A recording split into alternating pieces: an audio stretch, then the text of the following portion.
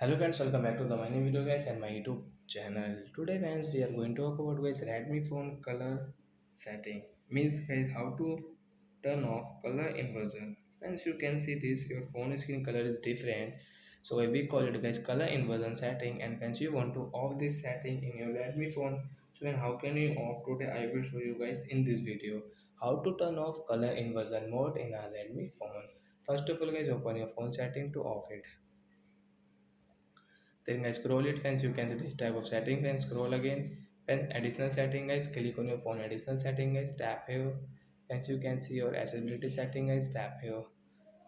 Again scroll friends, you can see your color inversion setting guys. Right side icon guys, you can see this blue icon, so you will have to click on this icon. Then guys this setting will off, so we will click on this icon. Then guys you can see your background will light and your dark mode will off, means your dark background is off, and once you can see everything is fine in your phone.